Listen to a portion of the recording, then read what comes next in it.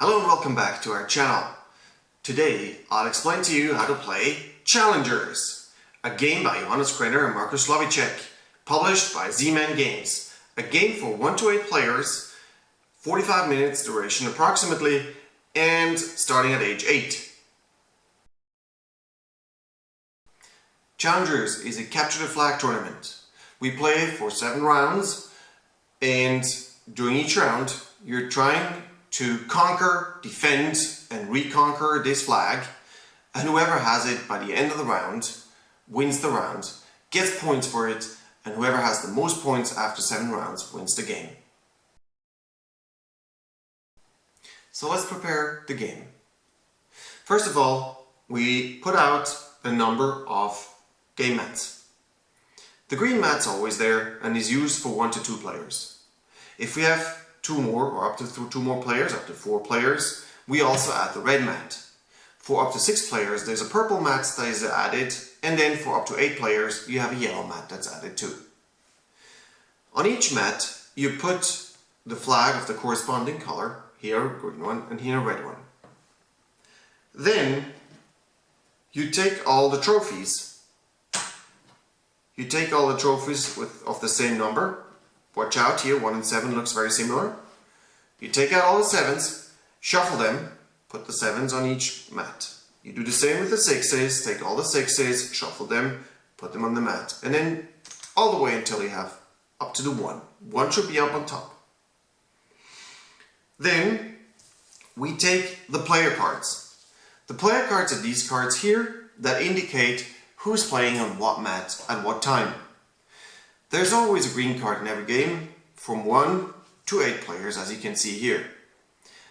I've set up the game for 4 players, so in this case we're setting up here a 3 to 4 card, 3 to 4 and so on, where the first color here always indicates where your first game is, so we put the green one here, the green one there, and the 2 red ones here. We then look for the starter sets of cards that are marked here with an S, and they all have one shape here. So in this case we have the diamond. The diamond goes next to the player card that also has a diamond on it. Then we have here the other 3 sets that we put right here too. There are little stars that are considered to be the fans. Those you put to the side. There are stars of value 1 and stars of value 3. They both go to the side. Then you have different sets of cards, and they are of different color and they have a different shape up here. You take out just 1 for each game, and in the first game it's recommended that you take out the ones with the satellites here, put that aside, and you take all the others that say A, shuffle them, put them upside down in the box that says A2, and put them next to the field. You do the same with B, shuffle them, put them upside down in here. You do the same with C. In case you only have 3 players or an odd number of players, you can replace the green player here by the starter set of the robot. Robot is marked here as the robot cards. You put that there, you're good to go.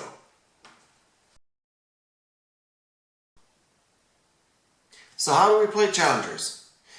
Well, in principle, it's rather simple. Each round we play a game of capture the flag, which works as follows. First, each player takes their deck, shuffles it, places it upside down in front of them.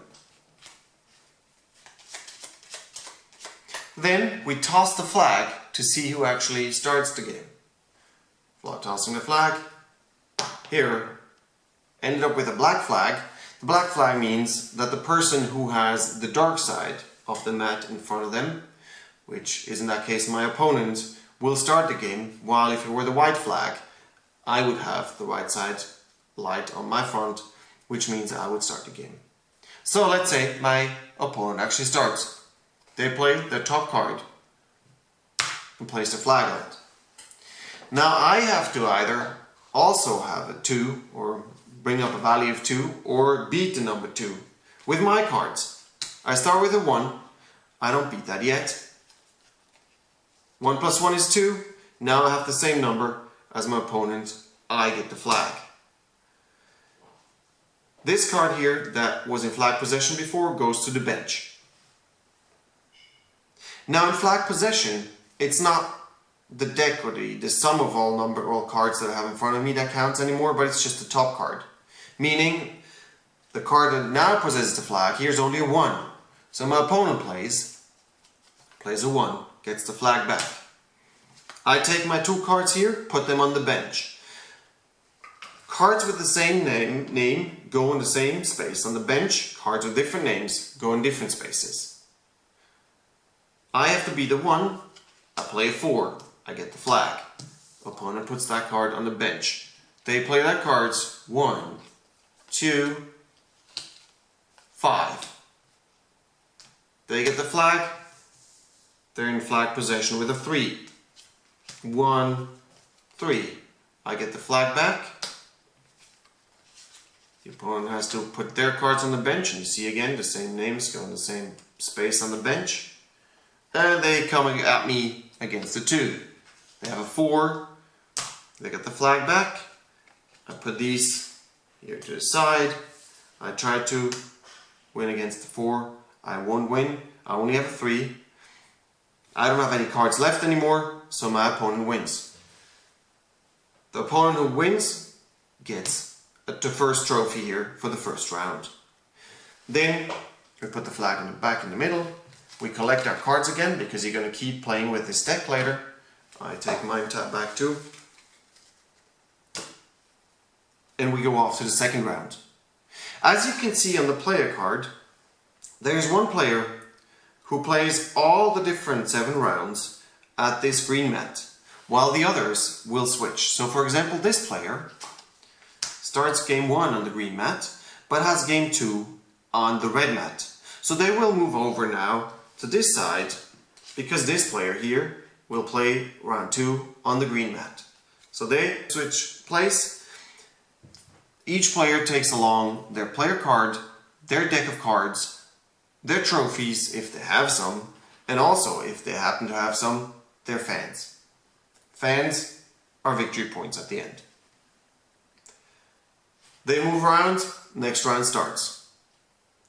Now this would all be fairly simple, so there's a little bit of a twist into it, and that's that we don't stick to this deck of cards at all times.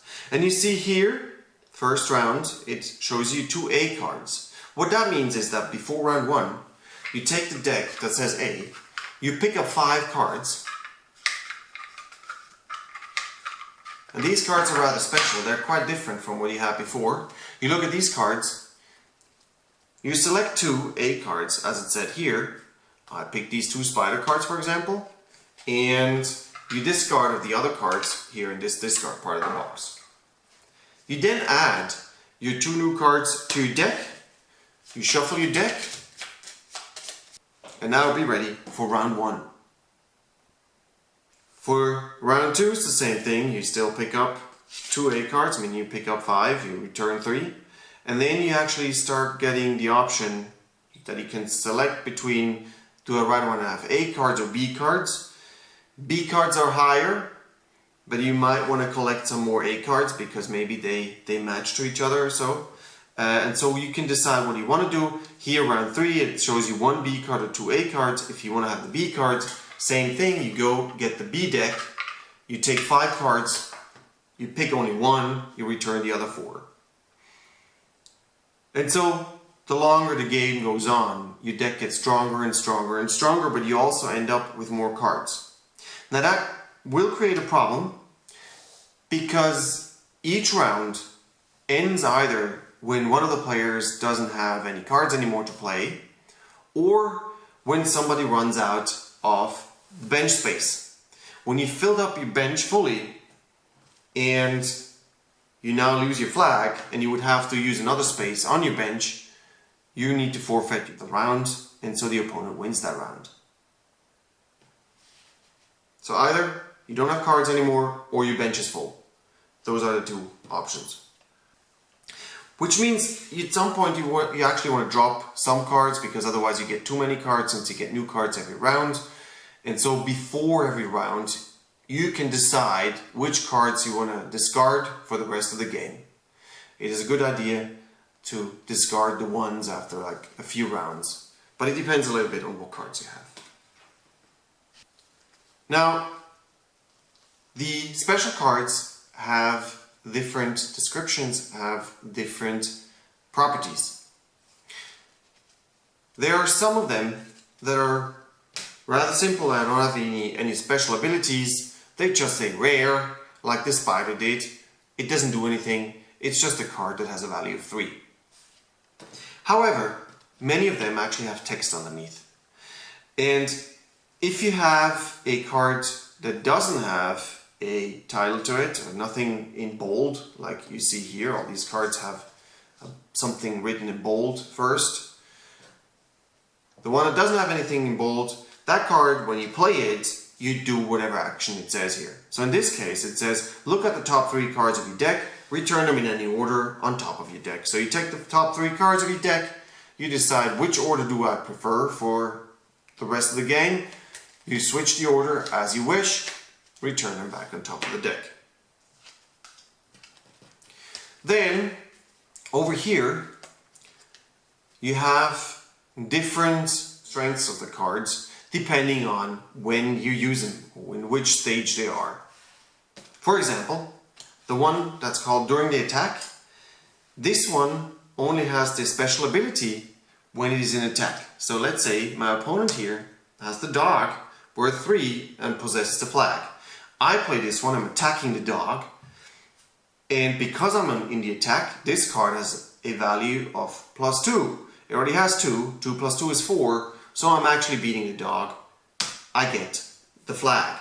However, now I'm in flag possession, not during attack anymore, which means this card is only worth 2. There are a couple, they're cards though, that actually have something that says in flag possession. So this one doesn't have any special ability as it's in attack, but once it is in possession, and in possession really means it's the top card of my pile here that has the flag on top of it. If that's the case, this card now has power +2, which is 2 plus 2, so 4.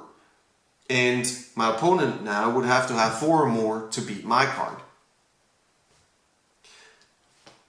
Once this card's on the side, value is gone. There are also some cards that say flag loss. Again, this ability only comes into play if the card actually owns the flag, is in possession of the flag, so meaning it's on top of my deck that I have here.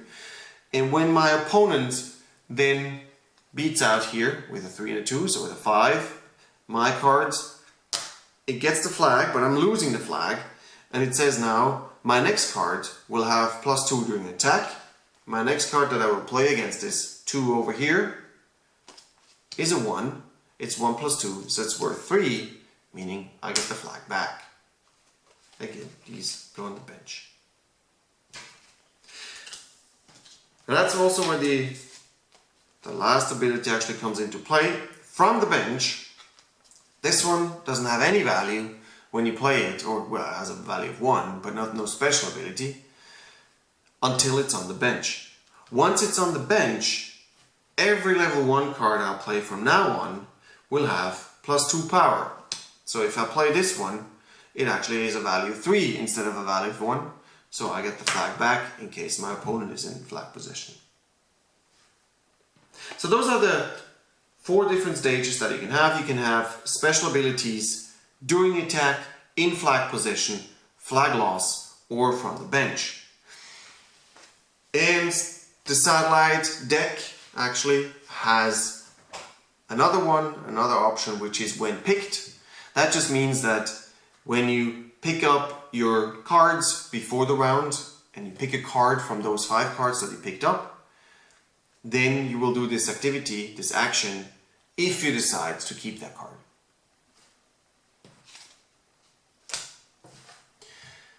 And that's it. You play 7 rounds. You then look at all the trophies everybody has. You see that the trophies actually have different star value in the back. You add up all the star values that you have, which means you also add if you get fans during the game. Fans usually come through special abilities from some cards. You add up all the points.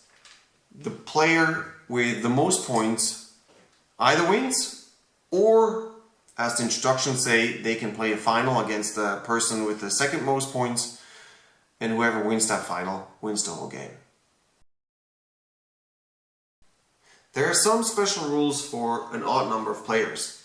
In that case, I mentioned in setting up the game that you also set up this robot deck, and you place that robot deck usually here with the player who has only the green card.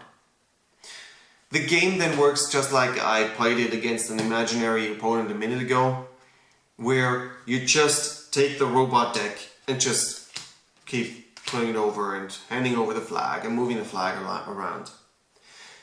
The robot deck does not get stronger by adding ABC cards, but it stays at what it is. It has a special ability that makes it stronger as the rounds proceed. And if you want to, please check the instructions where you even see more rules on how you can make the robot deck stronger.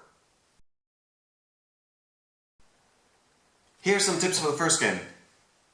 There is not too much to say about the game because it's rather self-explanatory and it's rather fair due to a certain portion of luck that you need during the game. However, I always recommend to new players that by round 3 or 4 at the latest, they should start taking out cards from their hand. Because their deck is getting larger and larger, and it's more and more likely that they will lose each round because they have too many cards on the bench. So start sorting out cards, putting them on the side, and try to match your special ability cards with the cards that you still have in your hands. That's it already. Thanks for watching this video. I hope you enjoyed the game. And if you liked the video, please click below to subscribe to this channel.